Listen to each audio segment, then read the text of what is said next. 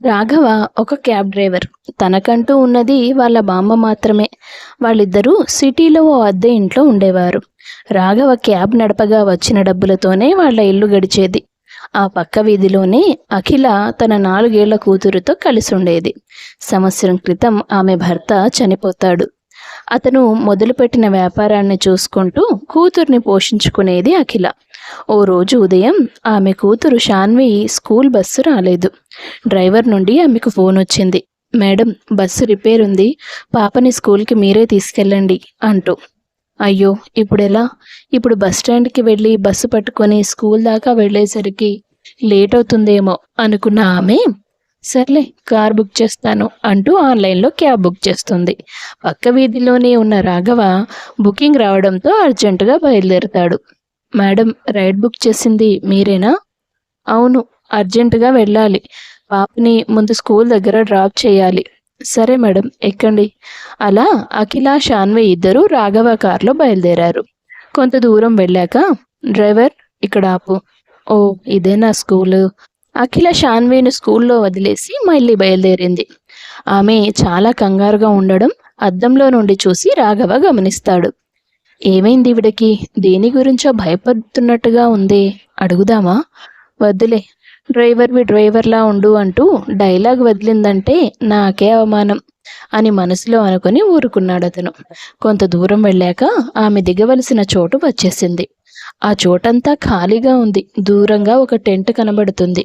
దాని కింద 2-3 మనుషులున్నారంతే. ఎలాంటి ఫంక్షన్ కూడా జరుగుతున్నట్టు లేదు. ఈవిడిక్కడికి ఎందుకు వచ్చింది? అది కూడా ఒంటరిగా అనుకుంటూనే కారు దిగాడతను. ఆమె అతనికి డబ్బులు ఇచ్చేసి హ్యాండ్ కర్చీఫ్తో తన చెమటలు తుడుచుకుంటూ ఆ టెంట్ వైపుగా వెళ్ళింది. రాఘవకి అక్కడి నుంచి బయలుదేరడానికి ధైర్యం కాలేదు. కారు కాస్త ముందుకు తీసుకెళ్లి ఆపేసి అతను నెమ్మదిగా నడుచుకుంటూ వాళ్ళకెవరికీ కనబడకుండా టెంట్ వెనకాల వచ్చి నిలబడ్డాడు. అప్పటికే అక్కడ కూర్చున్న వాళ్ళలో ఒకడు అఖిలను బెదిరిస్తున్నాడు. ఏంటి, నీకు ప్రతిసారి గుర్తు చేయాలా? ఖాళీ చేతులతో వచ్చావేంటి? ఈసారి కూడా డబ్బు తీసుకురాలేదా? లేదన్నా, నేను చెప్పేది ఒకసారి వినండి. అదేమీ చిన్న మొత్తం కాదు కదా, నాకు కాస్త సమయం పడుతుంది. ప్రతిసారి ఇక్కడ దాకా వచ్చి ఇదే మాట చెప్పి వెళ్ళిపోతున్నావు. మేం పిచ్చోళ్ళలా కనిపిస్తున్నామా? నీ మొగుడేమో మా దగ్గర లక్షల్లో అప్పు చేసి చనిపోయాడు. ఇప్పుడు అది తీర్చమంటే నువ్వు రోజుకో సాకు చెప్తున్నావు. డబ్బులు ఇవ్వడం చేత కాకపోతే వ్యాపారం మాకు అప్పగించమని చెప్పాం కదా.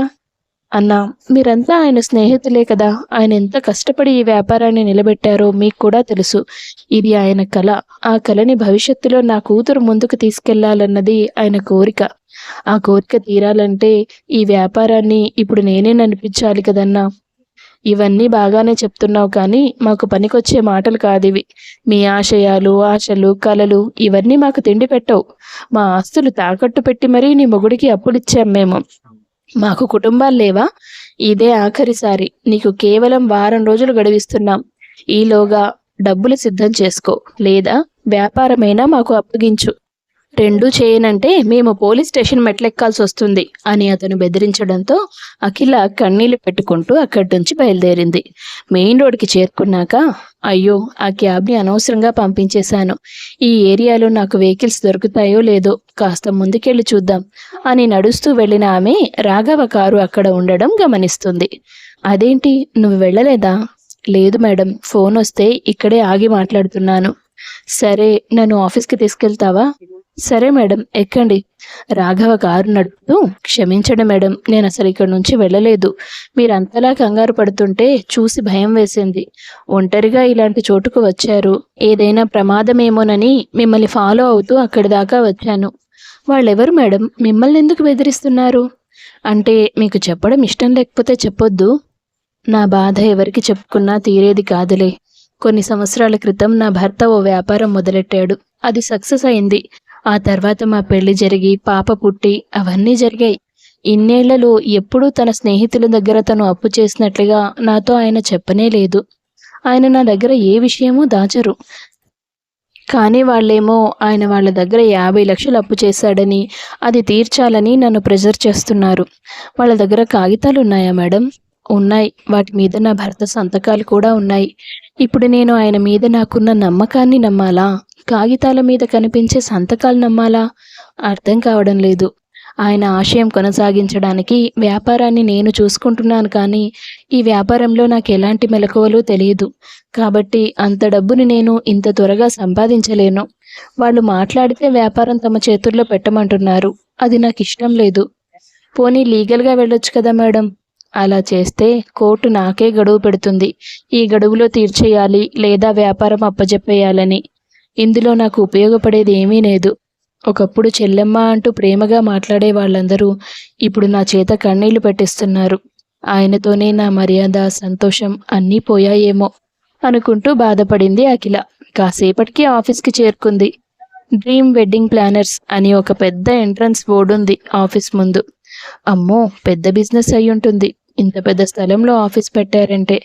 పాపం, ఇదంతా మేనేజ్ చేయాలంటే ఈవిడ వల్ల ఎలా అవుతుంది మరి? అసలే భర్త పోయిన దుఃఖం ఇంకా తగ్గినట్టు లేదు. ఆమె అక్కడ కారు దిగగానే రాఘవ వెంటనే కారు దిగి ఆమె దగ్గరికి వెళ్ళాడు. మేడం మేడం, లాస్ట్ డౌట్, ఏమనుకోవద్దు. ఇంత పెద్ద బిజినెస్ ఉంది మీకు. మీ భర్త ఎంతో సంపాదించుంటాడు. మరి మీ దగ్గర ఒక చిన్న కారు కూడా లేదా? మీ ఇంటి ముందు కూడా నాకు కనబడలేదు. నాకు డ్రైవింగ్ రాదండి, అందుకే నా దగ్గర కార్ లేదు. ఆయన ఉన్నప్పుడు ఆయనకు నచ్చిన కారు తీసుకున్నారు, కానీ ఆ కారుకే యాక్సిడెంట్ అయ్యి ఆయన చనిపోయారు. ఓ, అంటే రోజు బస్సులో వస్తారా ఇక్కడికి? తప్పదు కదా. నేను ఇలా చెప్తున్నానని ఏమీ అనుకోకండి. నా నంబర్ తీసుకోండి. మీరు యాప్లో బుక్ చేసుకోవాల్సిన అవసరం లేదు. నాకు ఒక ఫోన్ చేస్తే చాలు. మీ పక్క వీధిలోనే మా ఇల్లు. నాకు 4 డబ్బులు కలిసి వస్తాయి కదా మేడం. ఏంటి మేడం ఆలోచిస్తున్నారు? బస్సులు ఫ్రీయే కదా, కారుకి ఎందుకు డబ్బులు పెట్టాలనా? అతను అడిగిన ప్రశ్నకి అఖిల ఫక్కున నవ్వింది. చా, అలాంటిదేం లేదు. సరే, నెంబర్ ఇవ్వు అంది అతనితో. తర్వాత అతను ఇంటికి వెళ్ళిపోతాడు. ఆ రోజు రాత్రంతా రాఘవ అఖిల గురించి ఆలోచిస్తూ ఉంటాడు. ఆవిడ అంత నమ్మకంగా చెప్తుంది తన భర్త అప్పు చేసి ఉండడని. మరి వాళ్ళ దగ్గర ఆ పేపర్లు, దాని మీద సంతకాలు ఎలా వచ్చాయి? ఏదో తిరకాసు ఉండే ఉంటుంది. లేదంటే అంత దూరం ప్రైవేట్గా పిలిచి ఎందుకు బెదిరిస్తారు? ఇంటికి మీదికి వచ్చి గొడవ చేస్తారు కదా మామూలుగా. అలా ఆలోచిస్తూ నిద్రపోయాడు. మరుసటి రోజు నుండి అఖిల అతనికి ఫోన్ చేసి కారు తీసుకురమ్మని చెప్పేది. ఆ డ్రైవర్, నీ పేరేంటి? రాఘవ మేడం. రాఘవ? ఈ పేరుతో నాకు తెలిసిన వాళ్ళు ఎవరో ఉన్నారే.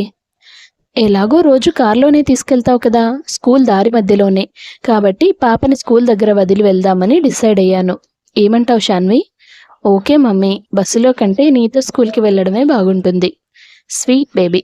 అలా ప్రతిరోజు వాళ్ళని స్కూల్కి, ఆఫీస్కి తీసుకెళ్తూ ఉండేవాడు రాఘవ. శాన్వితో అతనికి మంచి చనువు ఏర్పడుతుంది. అఖిలకి అప్పుల వాళ్ళు పెట్టిన వారం రోజుల గడువు పూర్తయిపోతుంది. దాంతో వాళ్ళు పోలీసులను ఆశ్రయించారు. ఏంటమ్మా, డాక్యుమెంట్స్ అన్నీ కరెక్ట్గానే ఉన్నాయి. డబ్బులు ఇమ్మంటే మీరేదో ప్రాబ్లం చేస్తున్నారట. ఏంటి విషయం? అది కాదు సార్, బిజినెస్ ప్రస్తుతానికి నష్టాల్లో ఉంది. అంత డబ్బిచ్చే పరిస్థితుల్లో లేను. మరి నష్టాల్లో ఉన్న వ్యాపారాన్ని పట్టుకొని వేలాడకపోతే వాళ్ళకి ఇచ్చేయొచ్చు కదా. వాళ్ళు తీసుకుంటామంటున్నారు కదా అంటూ హెచ్చరించారు పోలీసులు. ఆ సమయానికి రాఘవ అఖిలతో పాటే ఉన్నాడు. అప్పుల వాళ్ళు గొడవ చేస్తున్నారు. ఈరోజు ఈ స్టేషన్ దాటికి బయటికి వెళ్లేలోపు నువ్వు డబ్బైనా ఇవ్వాలి, వ్యాపారాన్నైనా మాకు రాసినట్టుగా సంతకాలు పెట్టాలి అని. పోలీసులు కూడా వాళ్ళకే మద్దతు పలికారు. ఇక తప్పదనుకొని కన్నీళ్లతో వ్యాపారం వాళ్ళకు అప్పగించడానికి సిద్ధమైంది అఖిల. సంతకాలు పెట్టే సమయానికి, ఆగండి అఖిల మేడం అన్నాడు రాఘవ. ఎవరయ్యా నువ్వు అంటూ ప్రశ్నించాడు ఎస్ఐ. సార్, ఇప్పుడు చనిపోయిన చంద్రశేఖర్ గారు వీళ్ళ దగ్గర అప్పు తీసుకున్న కాగితాలు మీకు చూపించారు కదా. అవును. మరి అదేంటి సార్, ఆ కాగితాలు నా దగ్గరున్నాయి. నీ దగ్గరున్నాయా? అవును, కావాలంటే చూడండి. అవును, ఇంకో కాపీ కూడా ఉంది సార్. అదేంటి, ఇన్ని కాపీలు ఉండడం ఏంటి? అయినా నీ దగ్గర ఎందుకున్నాయి? అరే, నా దగ్గర ఎందుకున్నాయి అనేది ముఖ్యమైన ప్రశ్న కాదు. అసలు ఇన్ని కాపీలు ఎందుకున్నాయి అని మీరు వాళ్ళని కదా అడగాలి. అవును, ఏంటయ్యా, ఏంటిది? సార్, వీడెవడో కావాలని ఇలాంటి నకిలీ పత్రాలు సృష్టించి మ్యానిపులేట్ చేయాలని చూస్తున్నాడు. అవునా? మరి మీరు చేస్తున్నదేంటో? రాఘవ, ఏం జరుగుతుంది అంటూ అఖిల ఆశ్చర్యంగా చూసింది. మీరుండండి మేడం, నేను మాట్లాడతాను కదా. సార్, నా దగ్గరున్నవే కాదు, వీళ్ళ దగ్గరున్నవి కూడా నకిలీ పత్రాలే. అలా అనడానికి నీ దగ్గర సాక్ష్యమేముందిరా అన్నారు అప్పుల వాళ్ళు. ఉందన్నా, కంగారు ఎందుకు చెప్పండి. సార్, ఈ వీడియో చూడండి. ఇది 2 రోజుల క్రితం తీసిన వీడియో. ఆ వీడియోలో అరే డాక్యుమెంట్స్ కనిపించట్లేదేంటన్నా? కనిపించకపోవడం ఏంట్రా? 1కి 2 కాపీలు చేయించి పెట్టాను కదా. అబ్బా కనిపిస్తలేవన్నా. పోనీలేరా, ఎక్కడో పోగొట్టుకునుంటారు. అయినా అవి నకిలీవే కదా, అలాంటిదే మరో కాపీ చేయించేద్దాం. పోలీసులు కూడా గుర్తుపట్టలేని విధంగా తయారు చేసే టాలెంటెడ్ ఆర్టిస్ట్ మన మనోహర్ ఉన్నాడు కదా. రేయ్, నువ్వెళ్ళి మనోహర్తో ఒక్క రోజులో కాగితాలు రెడీ అయిపోవాలని చెప్పు. చూశారు కదా సార్, వీడియోలో వాళ్ళు ఏం మాట్లాడుకుంటున్నారు? వాళ్ళు మిస్ అయ్యాయని మాట్లాడుకుంటున్న డాక్యుమెంట్లు నేను మీకు ఇచ్చినవి. వాళ్ళ కంటపడకుండా నేనే వాటిని దొంగిలించాను. ఆ తర్వాత వాళ్ళు మాట్లాడుకున్నదంతా వీడియో తీశాను. వ్యాపారాన్ని బలవంతంగా లాక్కోవడానికి ఆవిడని మోసం చేస్తున్నారు సార్. ఏంట్రా, మీరే మోసం చేస్తూ మీరే కంప్లైంట్ ఇచ్చి ఆవిడని ఇబ్బంది పెడతారా అంటూ పోలీసులు వాళ్ళని అదుపులోకి తీసుకున్నారు. సమస్య తీరిపోవడంతో అఖిల ఊపిరి పీల్చుకుంది. ఎన్ని రోజులుగా ఈ ప్రాబ్లం వల్ల నిద్రపోకుండా ఆలోచిస్తూ కూర్చున్నానో తెలుసా? క్షణాల్లో నా సమస్యను తీర్చేశావు. అసలు ఇదంతా ఎలా చేశావు? మీరు మీ విషయాలు చెప్పిన తర్వాత నాకు కూడా వాళ్ళ మీద అనుమానం వచ్చింది మేడం. అందుకే ఓ రోజు మిమ్మల్ని డ్రాప్ చేశాక వాళ్ళ దగ్గరికి వెళ్ళాను. అక్కడ వాళ్ళు మీ గురించే మాట్లాడుకుంటున్నారు. అప్పుడే అవకాశం చూసుకొని డాక్యుమెంట్లు తప్పించాను. ఆ తర్వాత మాట్లాడుకున్నది వీడియో తీశాను. అంతే. అంతే అని సింపుల్గా చెప్తావేంటి రాఘవ? ఎంత పెద్ద హెల్ప్ చేసావో తెలుసా? నీకెంత థ్యాంక్స్ చెప్పుకున్నా తక్కువే. పర్వాలేదు మేడం. వద్దు, ఇక నుంచి నువ్వు నన్ను మేడం అని పిలవద్దు, అఖిల అని పిలువు. ఇవాళ నుంచి మన ఇద్దరం friends, okay? Okay madam. Sorry Akhila. ఆ రోజు వాళ్ళిద్దరూ ఆనందంగా కలిసి అఖిల ఇంటికి వెళ్ళారు. ఆమె అతనికి తన ఇంట్లో ఆతిథ్యం ఇచ్చింది. వావ్ అఖిల, నువ్వు వంట చాలా బాగా చేస్తావు. చందుకు కూడా నా వంట అంటే చాలా ఇష్టం. చాలా ఇష్టంగా తినేవాడు. చాలా మిస్ అవుతున్నావు కదా మీ హస్బెండ్ని? మిస్ అయిపోయాను కదా రాఘవ. నాకంటూ ఎవరూ లేరు, ఒక అనాథని. ఆశ్రమాల్లో పెరిగాను. గవర్నమెంట్ డిగ్రీ కాలేజ్లో నాకు చందుకి మొదటిసారి పరిచయం ఏర్పడింది. ఆ తర్వాత అది ప్రేమగా మారింది.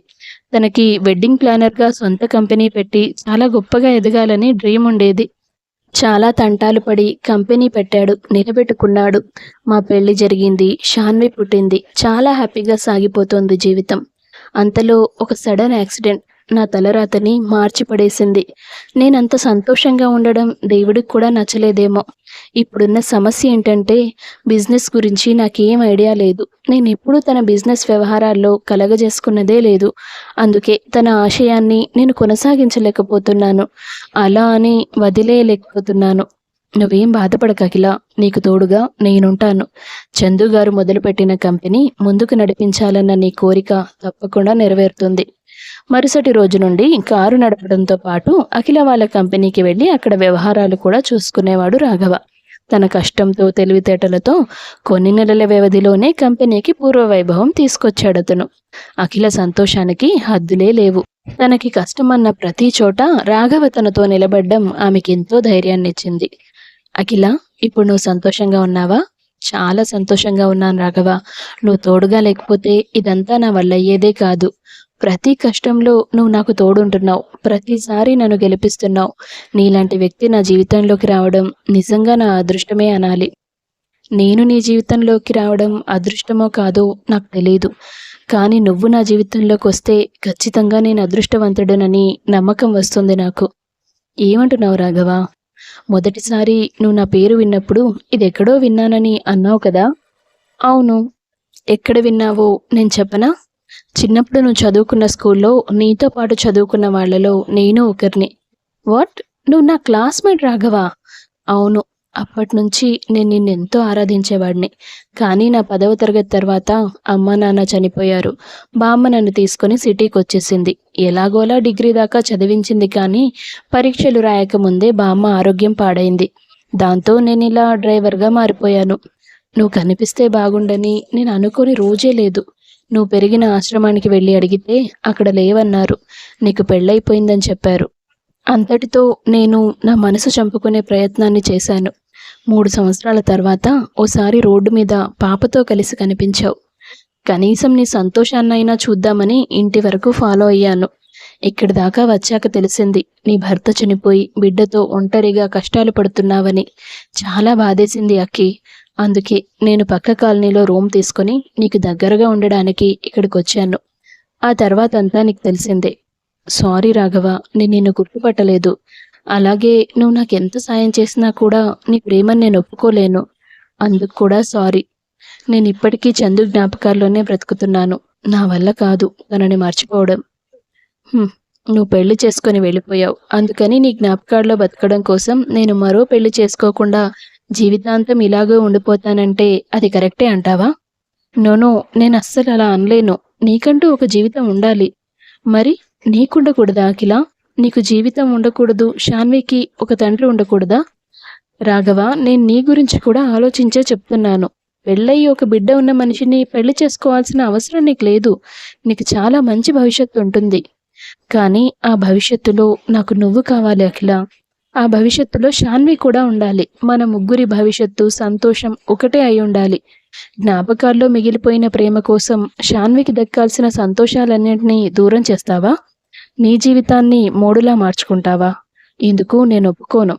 సరే, నీకు నేనంటే ఇష్టం లేకపోతే ఇలాగే స్నేహితులుగా కలిసి వ్యాపారం చేసుకుంటూ జీవితాంతం నీకు తోడుగా ఉంటాను. కనీసం నీ పక్కనే ఉండి నేను కాపాడుకోగలిగినా అది నాకు సంతోషమే. ఇక ఆమె తన మనసులో భావాల్ని నియంత్రించుకోలేక అతని చేతులు పట్టుకొని, ఇంత పిచ్చి ప్రేమ ఎందుకురా నీకు? బహుశా ఇందువల్లేనేమో ఒకప్పుడు నా భర్తే సర్వస్వం అనుకున్న నేను నిన్ను ఇష్టపడ్డం మొదలుపెట్టాను. ఎలాంటి పరిస్థితుల్లోనూ ఈ విషయం నా మనసు దాటి, నా పెదవి దాటి బయటికి రాకూడదనుకున్నాను. అది చందుకు చేసిన ద్రోహం అవుతుందని నా మనసు నన్ను తిడుతూ వచ్చింది. నువ్వు ఎవరన్నది నాకు తెలియదు. నువ్వు నన్ను ఇష్టపడుతున్న విషయం కూడా నాకు తెలియదు. కానీ నీతో పరిచయం, స్నేహం, నువ్వు నా కోసం నిలబడ్డ తీరు, ప్రతిదీ నా మనసును కదిలించాయి. నవ్వడమే మర్చిపోయిన నా పెదాల మీద నవ్వులు పూయించింది నీ స్నేహం. రేపటి రోజు ఎలా గడుస్తుందో అన్న భయంతో ప్రతిరోజు నిద్రపోయే నేను, నువ్వున్నావు కదా అన్న భరోసాతో ప్రశాంతంగా నిద్రపోతున్నాను. ఇంత ధైర్యాన్ని, భరోసాని నాకిచ్చిన నిన్ను ప్రేమించకుండా ఉండలేకపోయాను. అది తప్పనే భావనతో నీకు దూరమైపోవాలని ఇవన్నీ మాట్లాడాను. కానీ నువ్వు నేను రిజెక్ట్ చేసినా కూడా నాతోనే ఉంటానంటున్నావు. ఇంకా ఏం చేయాలి రాఘవ నేను? అఖిల మాటలకి రాఘవ చాలా సంతోషించాడు. ఇది తప్పు కాదు, పాపం అంతకన్నా కాదు. చందు ఏ లోకంలో ఉన్నా నీకంటూ ఓ జీవితం ఉండాలని కోరుకుంటాడు తప్ప తనకి ద్రోహం చేస్తున్నావని అనుకోడు అఖిల. ఇలాంటి పిచ్చి పిచ్చి ఆలోచనలతో మన ప్రేమకి సమాధి కట్టాలనుకుంటావా నువ్వు? పిచ్చి పిల్ల అంటూ తనని మందలిస్తాడు అతను. ఆ తర్వాత కొద్ది రోజుల్లోనే వాళ్ళిద్దరూ పెళ్లి చేసుకుంటారు. రాఘవ, అఖిల, శాన్వి ఒక కుటుంబంగా ఓ అందమైన ప్రపంచాన్ని నిర్మించుకుంటారు. కథ నచ్చితే వీడియో లైక్ చేసి షేర్ చేయండి. తప్పకుండా ఛానల్ను సబ్స్క్రైబ్ చేసుకోండి. మీ అభిప్రాయాన్ని కామెంట్స్ రూపంలో తెలియపరచండి. అందరికీ ధన్యవాదాలు.